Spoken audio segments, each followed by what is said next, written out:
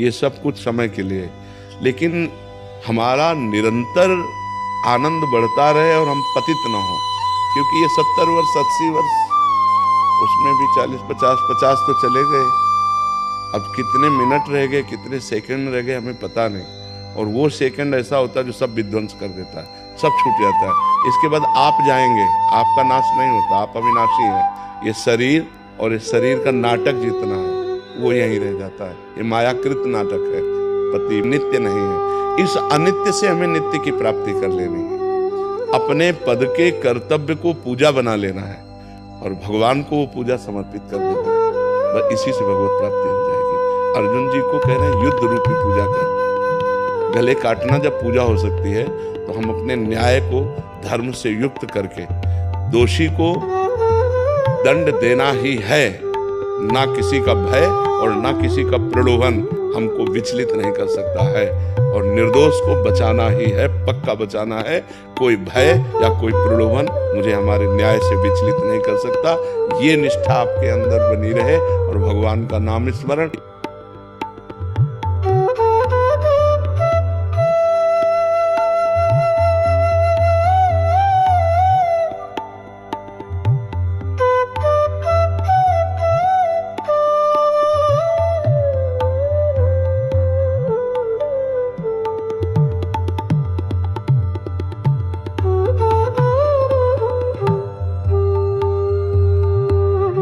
पद का पालन करो, यही भगवान की पूजा हो जाएगी।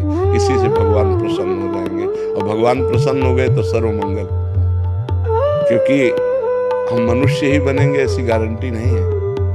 83,99,999 योनियां और हैं। अगर हमसे चूक हो गई तो यहाँ का जिसके लिए हम चूक कर रहे हो तो सब यहीं रह जाना। ये ऐसा देश है, बहुत भयावह देश है। मृत्यु लोक बहुत भयावह देश है। अब हम जितने जिन से प्यार कर रहे हैं सब छूट जाएंगे। जो हमने मेहनत करके कमाया वो सब छूट जाएगा। जितना शरीर को प्यार किया, राग किया, वो भी छूट जाएगा। यहाँ है क्या? किसी व्यक्ति को ऐसे देश भेजा जाए कि तुम खूब कमाओ और सब व्यवस्था करो, लेकिन जब वहां से निकाले जाओगे तो निर्वस्त्र करके निकाले जाओगे। तो कैसा भयावह देश है? निकाले जाओगे तो निर्वस्त्र करके निकाले जाओगे, तो कैसा भयावह देश है? ये शरीर रूपी वस्त्र भी छीन लिया जाता है, यही आग लगा दी जाती है। कुछ नहीं, केवल कर्म हमारे साथ जाता है। इसलिए हम एक ऐसा कर्म करें, महान कर्म करें, जिससे हमें अगर जन्म मिले तो फिर मनुष्य देह मिले, और ऐसे हम कर्म करें जिससे भगवान प्राप्त हो जाए, हमारा आवागमन मिट जाए, ये जो संसार का दुख मिट जाए। ये अगर संसार में आवे तो हम महान बन करके आवे, कर्म बंधन से युक्त नहीं, ईश्वर के द्वारा प्रेरित उनके पार्षद बनकर आवे और जगत मंगल करे। ये होना चाहिए बस दृढ़ निश्चय। अगर जैसे किसी निर्दोष को दंड विधान हो, उसका हृदय पीड़ित हो रहा है, अब वो जो कर्म बन रहा है, अब उससे बचना बड़ा भारी हो जाएगा। तो हमको सपोर्ट मिलता है कि हे भगवान, मैंने तो कुछ देखा नहीं, जैसा वकील प्रमाण देते हैं उसके अनुसार हम निर्णय करते हैं। भगवान हमारे निर्णय को आप देख लीजिएगा। नाथ, मेरा इसमें दोष नहीं, मेरे सामने जो प्रमाण है उन्हीं प्रमाणों के अनुसार हम आपकी प्रेरणा से निर्णय करते हैं। आप इसकी जिम्मेदार हैं, हम जिम्मेदार नहीं। नाथ, अगर कहीं त्रुटि हो तो आप प्रेरणा करो और संभालो, तो हमारा जीवन निष्पाप होता चला जाएगा और हम महान भगवान को प्राप्त हो जाएंगे। सही मार्ग में चलने पर नारायण स्वामी नाम के एक महान जज हुए हैं।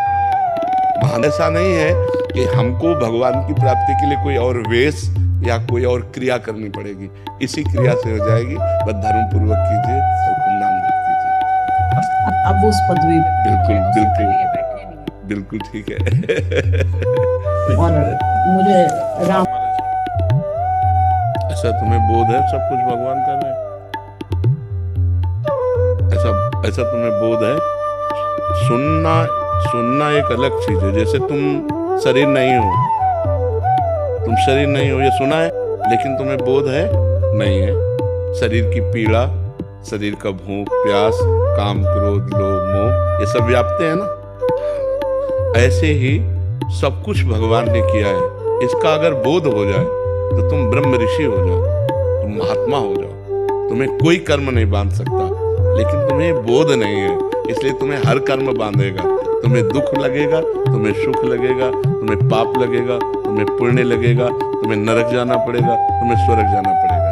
जैसे ये बोध हो जाए, अब इसी बोध के लिए तो साधक केवल निमित्त मात्र हो, खत्म खेल हो गया।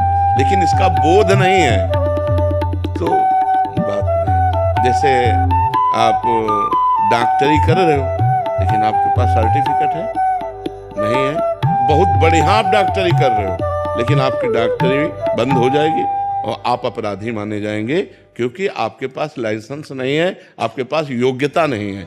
ऐसे ये बहुत बड़ा सूत्र है कि सब कुछ भगवान है और सब कुछ भगवान करता है, ये अंतिम सूत्र है।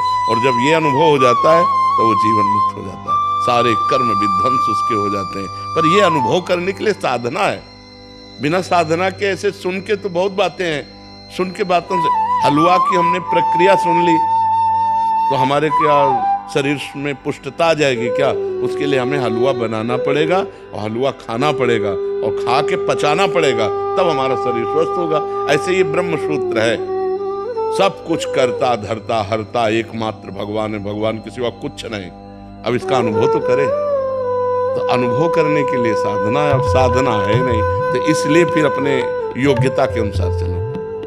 करता तुम हो तो पाप कर्म तुमसे न बनने पावे, भोगता तुम हो तो पाप आचरण को भोग मत भोगो, शराब मत पियो, मांस मत खाओ, पराई बहन बेटी एक तरफ गंदी दृष्टि मत करो, नाम जप करो, नहीं नरक जाओगे, दुर्गति हो जाएगी। हो रही ना, दुख होता है ना, नहीं होगा। जिस दिन ये अनुभव हो जाएगा सब कुछ भगवान कर रहे हैं, नहीं होगा, एक अद्भुत आनंद बना रहेगा। जिस दिन ज्ञान हो जाएगा, जिस दिन बोध हो जाएगा, जिस दिन हमें समझ जाएंगे कि भगवान की सत्ता से सब सत्ता है, मिटिया मेट कर दोगे दुख को, विपत्ति को, हर समस्या को मिटा दोगे। लेकिन अभी हर समस्या तुम्हें मिटा देगी, नहीं मिटा देगी। तो हमको वास्तविक स्थिति प्राप्त करनी है, उसके लिए नाम जप करो। कोई भी कर्म स्थिति नहीं प्रदान करता। कर्म दो ही प्रकार के होते हैं, या पाप कर्म या पुण्य कर्म। पुण्य कर्म नाम जब भगवान का एक कर्म नहीं है, ये पाप और पुण्य दोनों से अलग है, ये भजन है।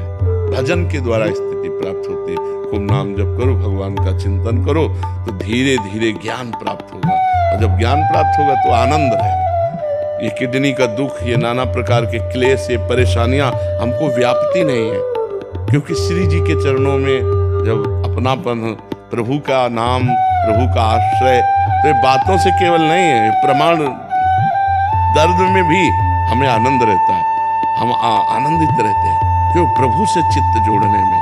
तो जब ये बात समझ में आ जाए कि सब कुछ प्रभु कर रहे हैं, फिर आनंद आ जाएगा, फिर दुख क्या हो जाएगा। तो हमारे पिताजी की नहीं करते थे, चले गए क्या? हाँ, तो अपने पूर्व जन्म के कर्मों का भोग तो भोगना ही पड़ता है भाई। इसमें क्या, चाहे कोई बाबा जी हो चाहे कोई भी हो, भोगना तो पड़ता है। रामकृष्ण परमहंस जी के गले में कैंसर था, कितना